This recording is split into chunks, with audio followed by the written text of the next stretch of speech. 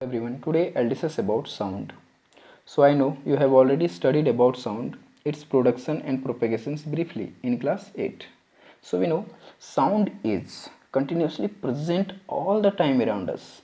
It may be natural sound produced by organisms and objects such as barking of dogs, talking of human beings, etc. Or may be produced by man-made objects like whistle, vehicles, machines, है ना, machines, bells, televisions, music systems, mobile phones etc. Mobile का ringtone वगैरह बजता है तो सब हो गया तुम्हारा। तो ये सब हम लोग के आमने सामने हमेशा साउंड जो है सो प्रोड्यूस होता है। बट ये साउंड जो है किस तरीके क्या चीज़ है? Sound is the form of energy. Sound is the form of energy which enables us to hear by producing a sensation of hearing in our ears।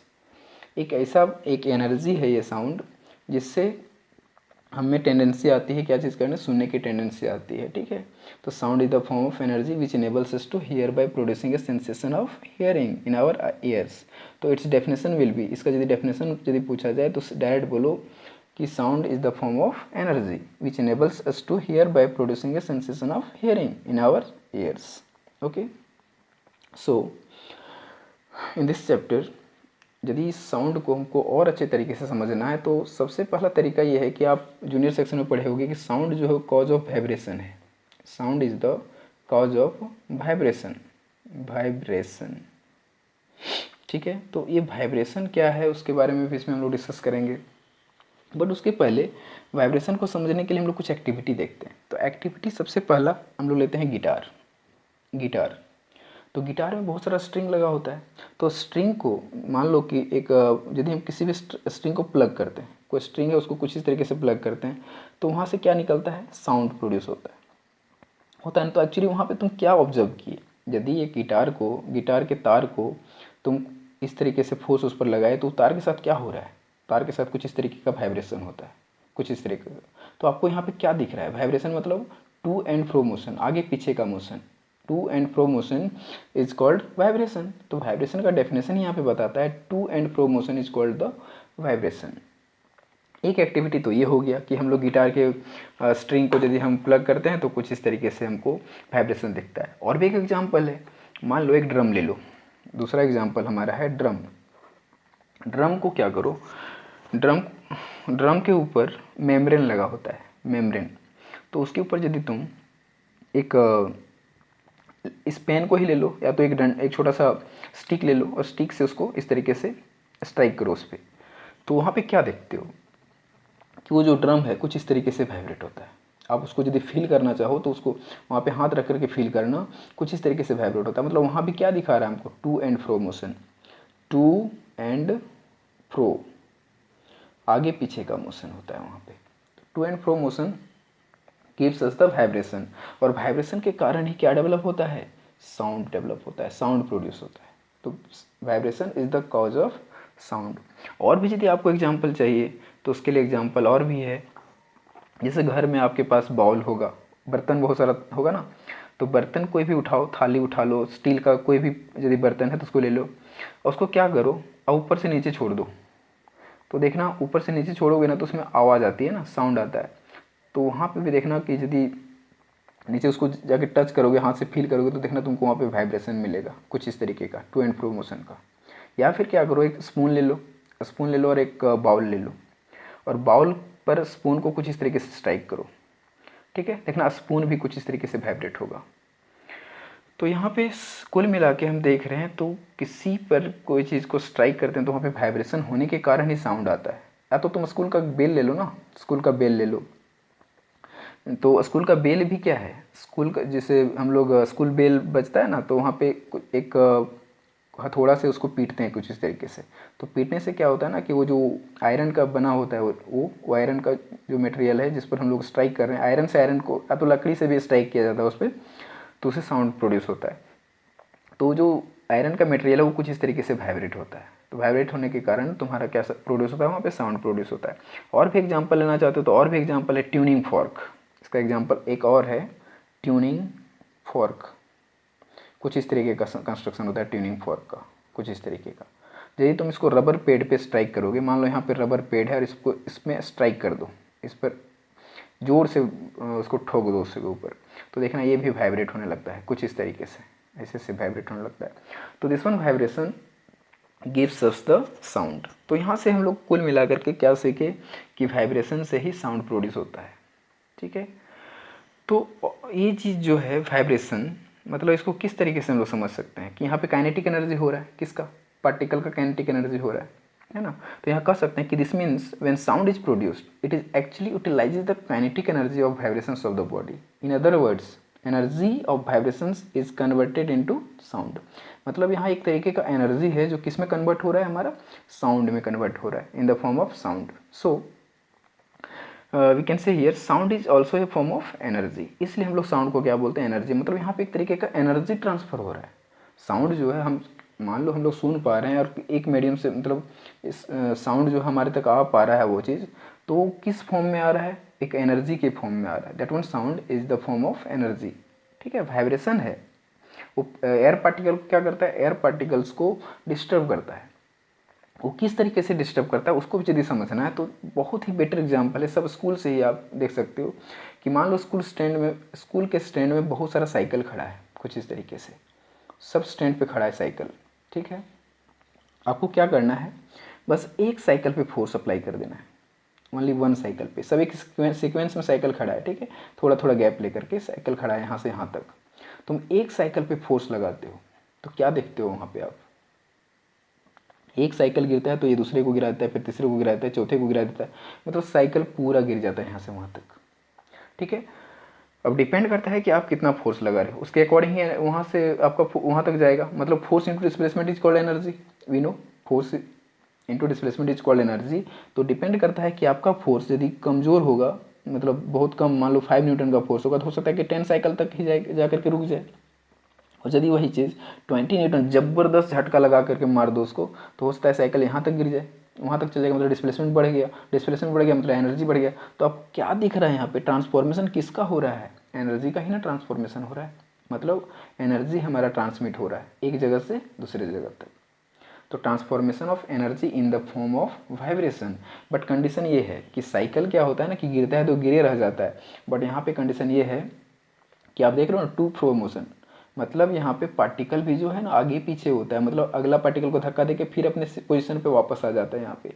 मतलब पार्टिकल यहाँ पे मूव नहीं करता। In the vibration particle doesn't move, moves only energy. केवल energy move करता है, particle move नहीं करता। ये चीज़ बहुत ही इंपॉर्टेंट पॉइंट है। यदि आपको क्वेश्चन पूछा जाए कि move particle is moving from one point two another point, तो ये बोल सकते हो कि एक पॉइंट से दूसरे पॉइंट कुछ देर के लिए मूव करता है, बट वो फिर अपने पोजीशन पे आ जाता है। ठीक है, क्योंकि देखो पार्टिकल वाइब्रेशन करेगा ना, एयर मॉलिक्यूल्स या तो जो भी है पार्टिकल वहाँ पे वाइब्रेट करेगा, तो वाइब्रेट कुछ इस तरीके से करेगा, तो एक पेंडुलम के जैसा, मतलब इस तरीके से फिर धीरे धीरे रुक जाएगा। यहाँ वाइब्रेट किया तो अगला पार्टिकल को डिस्टर्ब करता है, ये पार्टिकल फिर उसको डिस्टर्ब किया, फिर वो पार्टिकल उसको डिस्टर्ब कर दिया। तो इस तरीके से disturbance of particle is called vibration, लोग बोल सकते हैं एक तरीके से। तो disturbance of the particle is called vibration, but particle doesn't move, moves only energy. Energy सिर्फ मूव करता है वहाँ से। ठीक है, in the form of wave भी बोल सकते हो। तो वेव जो है सो उसमें हम लोग देखेंगे लॉन्गिट्यूडनल वेव होता है, ट्रांसवर्स वेव होता है, उसके बारे में भी हम लोग डिस्कस करेंगे। और सबसे पहले यहाँ पे जो बोला जाए कि हम लोग क्या सीखे यहाँ पे कि sound is a form of energy which is produced bye vibrations and generates a sensation of hearing in us। Okay, तो ये चीज़ बहुत इंपॉर्टेंट है कि साउंड जो है सो फॉर्म ऑफ एनर्जी है जो किसके कारण डेवलप हो रहा है, वाइब्रेशंस के कारण हो रहा है, और उससे हमको क्या मिलता है, जनरेट्स जो हो रहा है वहाँ पे जनरेट हो रहा है, उससे मिलता है sensation of hearing in us. Okay, जो हम लोग सुनने की कैपेसिटी हमें मिल जाती है। ओके, तो कुछ इस तरीके से हम लोग एग्जाम्पल लेकर के समझ सकते हैं। ठीक है, अब यदि बात करूं कि हम मेरा साउंड आप तक जा रहा है, तो ये तो खैर कम्युनिकेशन सिस्टम का हो गया। लेकिन यदि बोलूं कि मैं आपके बगल से ही बात करना, तो स्कूल में मैं आपको टीचिंग कर रहा हूँ, तो मेरा साउंड आप तक जो जा रहा है वो किस किस तरीके से जाता है। तो सबसे पहला कारण कि आप बोलोगे ठीक है कि सर एयर पार्टिकल को वो डिस्टर्ब करता है, आप साउंड यहाँ से डेवलप किए तो आपके मुंह से साउंड निकला और एयर पार्टिकल को डिस्टर्ब करना स्टार्ट किया, एयर पार्टिकल को डिस्टर्ब किया तो जा करके हम तक साउंड एनर्जी जो है पहुंच गया। और उसमें मीडियम का काम कौन कर रहा है, मीडियम का काम कर रहा है पार्टिकल। वहाँ का पार्टिकल जो है सो कौन सा काम कर रहा है, मीडियम का काम कर रहा है। इसका मतलब है कि साउंड को मीडियम की ज़रूरत है। यहाँ पूरा क्लियर हो जा रहा होगा कि साउंड को मीडियम की ज़रूरत है। यदि वो मीडियम नहीं रहेगा तो साउंड प्रोड्यूस नहीं हो पाएगा। उसका भी हम एक एक्टिविटी आपको बताएंगे। तो यहाँ पे क्वेश्चन तो ये है कि ठीक है एयर मीडियम के थ्रू चला गया, लेकिन मेरा साउंड कैसे निकला, हमारा जो मुंह से साउंड निकल रहा है, मेरे अंदर से जो साउंड आ रहा है वो किस तरीके से आ रहा है, वो किस चीज़ को वाइब्रेट करके साउंड प्रोड्यूस कर रहा है। तो वहाँ पे आपका एग्जाम मतलब आंसर होगा कि sound is produced by human beings due to vibrations of vocal cords located in the throat. Okay, vocal cord के वाइब्रेशन होने के कारण हम लोग का जो साउंड है वो डेवलप होता है। वोकल कॉर्ड के पास तुम हाथ रख कर देखना, जब तुम बोलते हो और तुम अपना देखना वहाँ पे थ्रोट के पास अपना हाथ को रखना, तुम 100% वहाँ पे फील करोगे वाइब्रेशंस। ठीक है, तो vibrations is the cause of sound.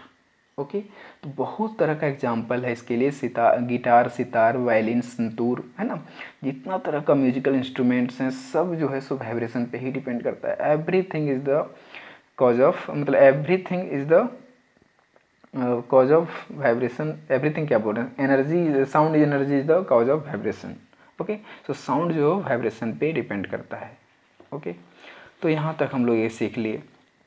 अब एक नेक्स्ट क्वेश्चन इसमें आता है कि साउंड जो है इसको एनर्जी तो है ही, एनर्जी है, और साथ ही साथ ये जो है एनर्जी इसको वेव के फॉर्म में मूव करता है, in the form of wave. ये वेव किस तरीके का होगा वो समझो। देखो एक्चुअली वेव को कुछ इस तरीके से बनाया जाता है, दिस वे, वेव कुछ इस तरीके से ही बनाया जाता है। ठीक है, यदि इसको समझना है तो देखो किस तरीके से समझते हैं, एक पेंडुलम से समझते हैं। ये कुछ इस तरीके से ले लो, एक थ्रेड और एक यहाँ पे कुछ इस तरीके से। यदि इसको हम इतना ऊपर ला करके छोड़ देंगे तो ये कुछ इस तरीके से वाइब्रेट होना स्टार्ट हो जाएगा, इस तरीके से, और धीरे धीरे फिर मीन पोजीशन पे आ जाएगा। तो this one is the mean position, ये मीन पोजीशन है, और इसको बोलते हैं एक्सट्रीम। एक्सट्रीम मतलब मैक्सिमम पॉइंट, इधर भी रहेगा तो क्या बोलेंगे, एक्सट्रीम। ठीक है, तो ये चीज़ है, मतलब इसको कुछ इस तरीके से समझना चाहते हो तो देखो ये वेव जो है जीरो से स्टार्ट किया और यहाँ से एक साइड जब गया ना, यहाँ से यहाँ पहुँचा, इधर यहाँ से यहाँ पहुँचा, तो ये इतना दूर कवर करता है 90 डिग्री। आफ्टर दैट फिर देखो मीन पोजीशन तक आ रहा है, तो ये भी देखो मीन पोजीशन पर आ गया, मतलब जीरो पे आ गया मीन पोजीशन पे। आफ्टर दैट अपोजिट डायरेक्शन में, नेगेटिव डायरेक्शन में जा रहा है, तो देखो ये यहाँ से यहाँ आया नेगेटिव डायरेक्शन में, फिर ये कहाँ गया, मीन पोजीशन पे, देख लो फिर इस जगह पे आ गया, मतलब जीरो पे आ गया मीन पोजीशन पे। तो कुछ इस तरीके से वेव के फॉर्म में हमारा एनर्जी जो है in the form of wave है। ठीक है, अब यहाँ पे दो तरह का वेव भी हम समझाएंगे आपको अगला लेक्चर में, transverse and longitudinal wave. Longitudinal wave क्या होता है, ट्रांसवर्स वेव क्या होता है, उसके बारे में भी समझाएंगे। ठीक है, एक क्वेश्चन यहाँ पे और भी पूछा जा सकता है, साउंड जो है वो मैकेनिकल वेव है, साउंड जो है उसको बोला जाता है mechanical wave. Mechanical wave, this is the mechanical wave. ठीक है, जो किसका कारण है, वाइब्रेशन का कारण है, आप बोल सकते हो यहाँ पे। ठीक है, तो इस तरीके से बोल सकते हो आप कि only energy is transfer during the propagation of wave. ये जो है ना, wave is the form of energy. Wave जो यहाँ से एक जगह से दूसरी जगह तो वेव जा रहा है, sound wave, sound wave is the form of energy. Okay, तो इसमें होता क्या है ना कि particles of the medium are not transfer anywhere, मतलब जो उसका पार्टिकल्स है वो कहीं ट्रांसफर नहीं होता है, आपको मैं बता चुका हूँ।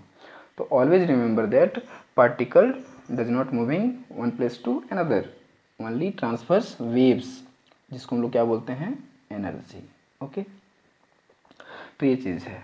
तो ये सारा एग्जाम्पल हमारा है। अब एक चीज़ और जान लो कि हम बोले कि एक्चुअली क्या होता है ना कि साउंड जो है, साउंड का मीडियम चाहिए, साउंड को एक जगह से दूसरी जगह ट्रांसफ़र होने के लिए,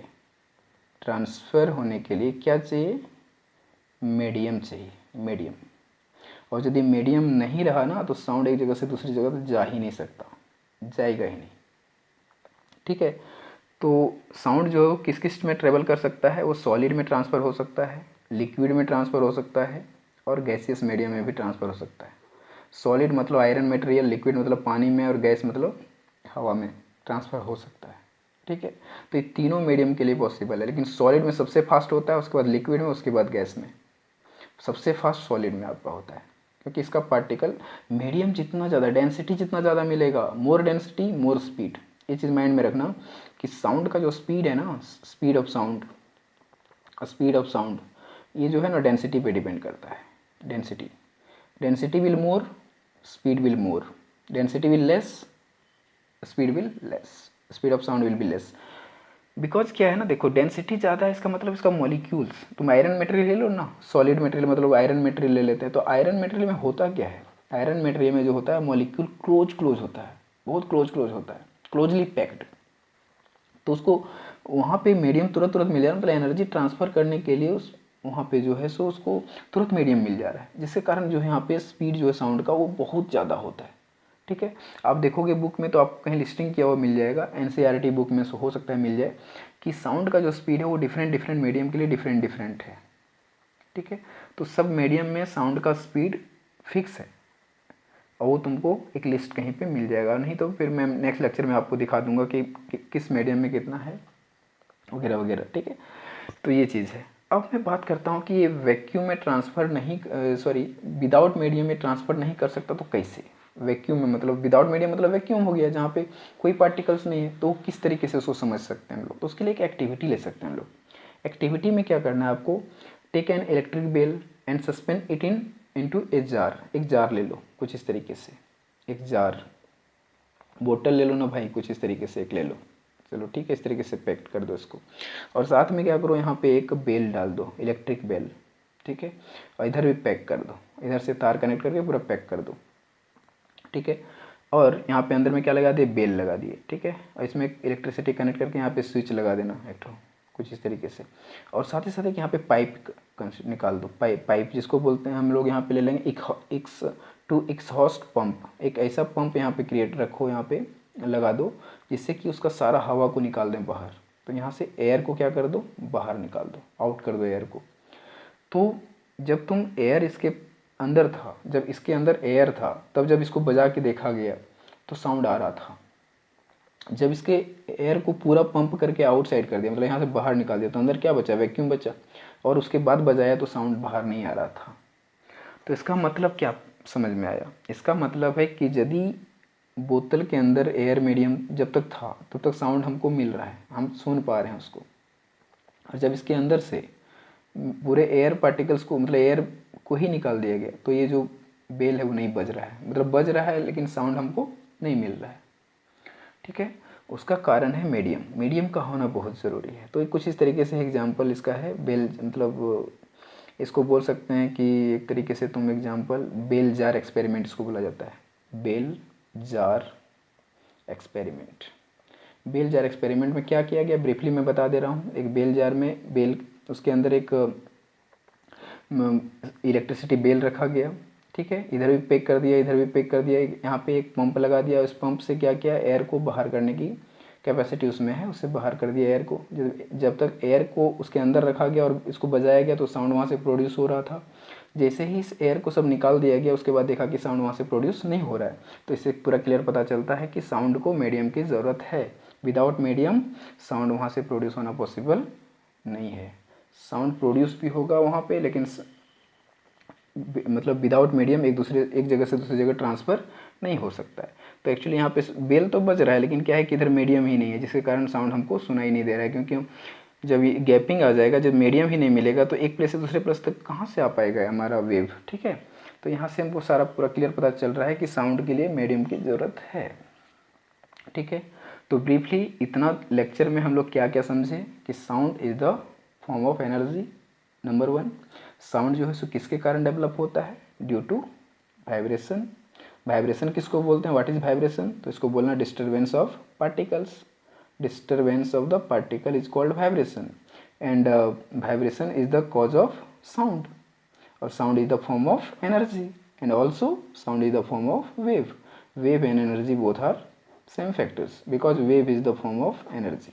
Okay, or also sound is the mechanical wave. Sound is the mechanical wave. Mechanical मतलब यहाँ पे मूवमेंट हो रहा है ना पार्टिकल का, तो मूवमेंट ऑफ द वेव है यहाँ पे, इसलिए इसको हम लोग बोल सकते हैं तरीके से कि वेव जो है एक जगह से दूसरी जगह तक जा रहा है, इसलिए इसको हम लोग बोलते हैं मैकेनिकल वेव। ठीक है, so this is all about of the today lecture. So thank you for watching.